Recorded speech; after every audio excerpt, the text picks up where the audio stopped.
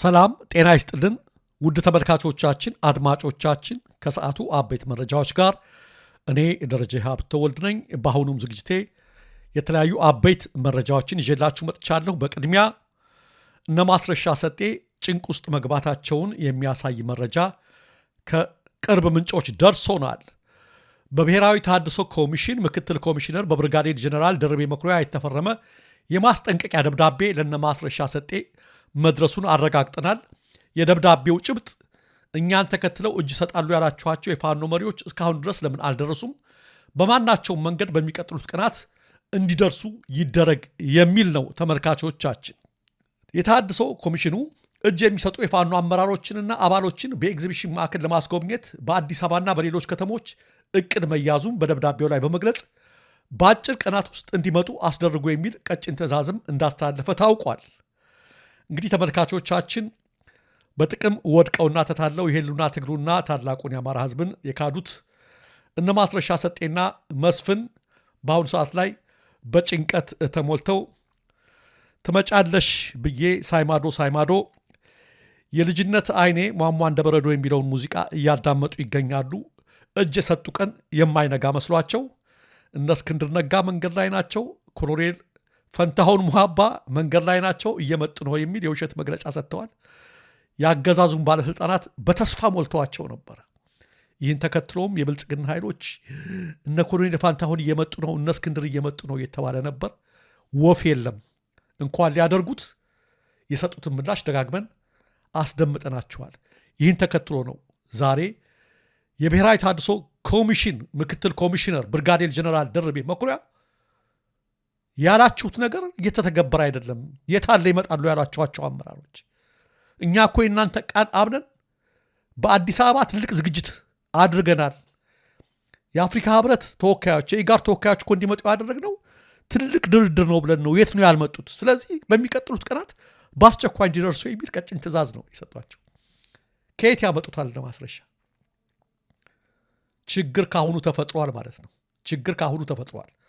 ኮሎኔል ፈንታሁን የመለሰው ምላሽ ሁላችሁም ሰምታችኋል። 2 ጊዜ ማርኬ ላስታጠቅኩትና ውጊያ ላለማመድኩት ለብርሃኑ ጁላ ነው ወይ እጄን የምሰጠው ማለት ነው ምላሽ የሰጠው። እስክንድርም በማስረሻ ውሸት ላይ እና ቅጥፈት ላይ ጊዜ አላጠፋም በማለት በጣም እጅግ እንዳዘነበት በመግለጽ ነው። የሚታሰብ አይደለም፣ ይልቅ አሁን አንድነቱ ላይ እየሰራን ጫፍ ላይ ደርሰናል የሚል ምላሽ ነው እየሰጡ ያሉት።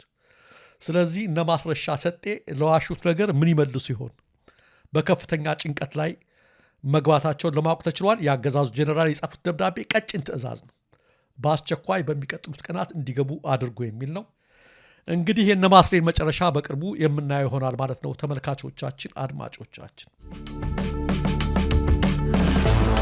ሌላው መረጃ በተለይ በኦሮሚያ ክልል በናዝሬት የተጀመረው የግዳጅ አፈሳ ተባብሶ እንደቀጠለ በተደጋጋሚ ስንዘግብላችሁ መክረማችን ይታወሳል።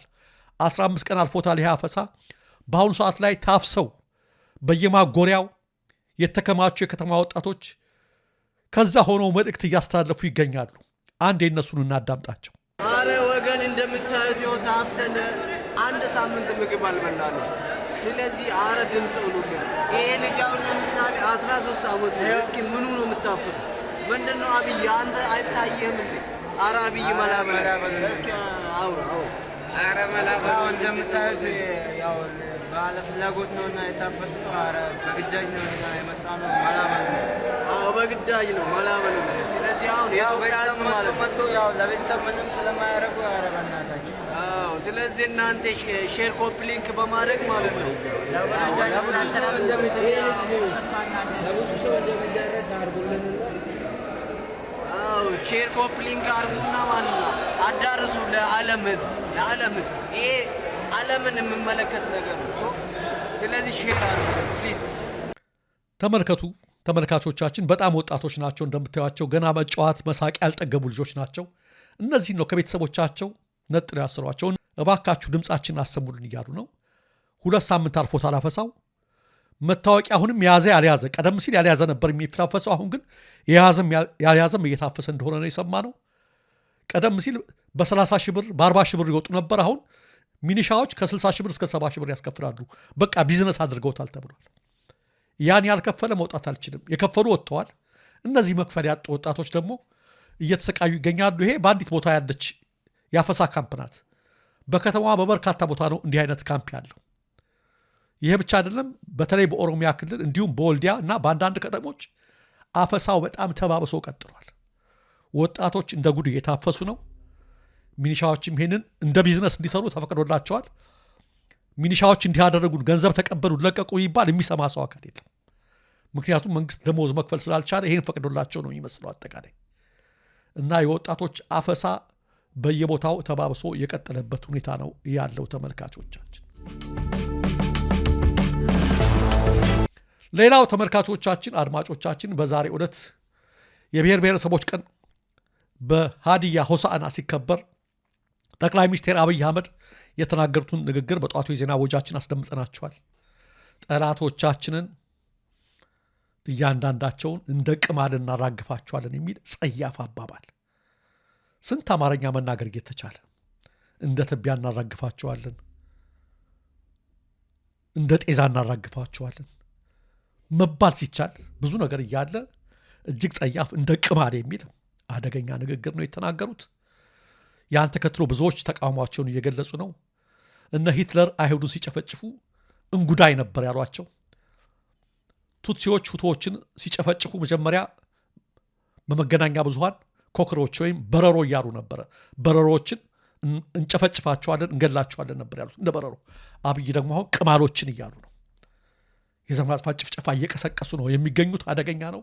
በሰሜኑ ጦርነት ጊዜ የቀንጅብ ሲሉ ነበረ፣ ሌላ ጊዜ ጃውሳ ሲሉ ነበር። አሁን ደግሞ በጣም ጸያፍ ነገር በሚሆን እንደ ቅማል እናራግፋቸዋለን የሚል አደገኛ ንግግር ተናግረዋል። ያም ብቻ አይደለም። ሃዲያ በውትድርና መስክ ጀግናውን ኮሎኔል በዛብህን ለኢትዮጵያ ያበረከተ ህዝብ ነው። ጀግናው ኮሎኔል በዛብህ የጀመረውን ጀግናው የሃዲያ ወጣት ያሳካዋል በማለት ወታደራዊ ቅስቀሳ ሲያደርጉ ነው ያሉት። ተመልካቾቻችን፣ ይህን የብሔር ብሔረሰቦች ቀን ለዛ ነው የተጠቀሙበት። እንደነገርኳችሁ በናዝሬትና በተለያዩ ቦታዎች አፈሳው ተባብሶ ቀጥሏል፣ በውድም በግድም ማለት ነው። አብይ ደግሞ ዛሬ ይህን ቀን ተጠቅመው ምን እያደረጉ ነው? የሚማገድ ወጣት እየቀሰቀሱ የሚገኙበት ሁኔታ ላይ ነው ያለው። እንደዛ ነው እያደረጉ ያለበት ሁኔታ ላይ ነው ያለው። ምንም ማድረግ አይቻልም። ወጣቶች በተቻለ መጠን ራሳችሁን ጠብቁ፣ ወላጆችም በተቻለ መጠን ልጆቻችሁን ጠብቁ ከማለት ውጭ ምንም የምንለው ነገር የለም። እጅግ አደገኛ ጊዜ ነው እየመጣ ያለው። ተመልካቾቻችን፣ እጅግ ጸያፍ አባባል ነው ሲናገሩም የተደመጡት። በተለይ ደግሞ ከዘር ማጥፋት ቅስቀሳው ባሻገር በኢትዮጵያ ኖርም ባህል አኳያ በአሁኑ ሰዓት ላይ እድሜያቸውም ትልቅ ነው፣ የሀገር መሪም ናቸው። ቅማል የሚል ቃል መናገራቸው እጅግ በጣም የሚቀፍም ነውና አማካሪዎቻቸው ይሄን ሊመክሯቸው አይችሉም። እንደውም ሊያጨበጭቡላቸው ነው እነሱ የሚችሉት። እኛ ግን በጣም ጸያፍ መሆኑን በግልጽ እነግራቸዋለን። ያውም ከአንድ ሀገር መሪ ቅማል ብሎ መነገር እጅግ ጸያፍ ነው። የሰው ልጅ ነውር ነው፣ ሊታረም የሚገባው ብልግናም ጭምር ነው። ይህም በትክክል መናገር ያለብን ይመስለኛል። ሌላው ተመልካቾቻችን አስቸኳይ ጥሪ ቀርቧል ለአሻም ዩቲዩብ እና ለትርታ 97.6 ኤፍኤም። በእነዚህ ሚዲያዎች ላይ የሚሰራው ጋዜጠኛ ሶፎንያስ ዝግጅቱን እንዲያቆም ተጠይቀዋል። እነዚህ ሚዲያዎች የጋዜጠኛ ሶፎንያስ ዝግጅት በአስቸኳይ እንዲቋረጥ ነው እንግዲህ በአሻም ዩቲዩብ እና በትርታ 97 ኤፍኤም ላይ ጠንካራ ጥሪ የቀረበው። ይህ ጥሪ የቀረበው ጋዜጠኛው በቅርቡ ከኢትዮጵያን ባህልና ሴት ውጭ በሆነ ተግባር ላይ በመዘፈቁና ተግባሩንም ለረጅም ጊዜ ሲያደርግ እንደቆየ የሚያሳይ መረጃ በመውጣቱ ነው። አንድ የስልክ ቅጂ አሁን በማህበራዊ ሚዲያው ላይ እየተላለፈ ይገኛል። ይህ ጋዜጠኛ ከሌላ ወንድ ልጅ ጋር ያደረገው የስልክ ቅጂ ነው። ከኢትዮጵያን ከተፈጥሮ ባህል ውጭ በሆነ ነገር የስልክ ምልልሳቸው ተሰምተዋል። እንዲሁም ወደ ናዝሬት ሄዶ ነበር ለዚሁ ተግባር።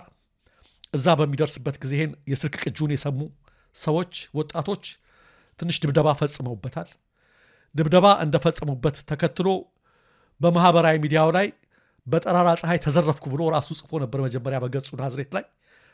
ነገር ግን ተጋለጠ። ይሄን ነበር የጻፈው ተዘረፍኩ ብሎ ምንም ነገር እንዳላደረገ። በኋላ ግን የስልክ ምልልሱ ሲወጣበት ኢሚዲየትሊ ነው ይሄን ጽሑፍ ያነሳው። በጣም ጸያፍ ተግባር ይሄ ጾታዊ እንትን በተመለከተ ማለት ነው። ስለዚህ ብዙዎች ቁጣቸውን እየገለጹ ነው። ምክንያቱም ጋዜጠኛ ነው፣ ብዙዎችን የሚያስተምር ነው። በኢትዮጵያ ሕግ መሰረት ደግሞ ይህ ነገር ክልክል ነው። ከሃይማኖቱም ውጭ በኢትዮጵያ ሕግም የተፈቀደ አይደለም። ስለዚህ ይህ ጋዜጠኛ ይህን ነገር ማድረጉ መነጋገሪያ ሆኗል። ድርጅቶቹ ወይም ሚዲያዎቹ በአስቸኳይ ሁኔታውን እንዲመረምሩ፣ ጋዜጠኛውንም ከተሳትፎ እንዲያግዱ ጥሪ ቀርቦላቸዋል።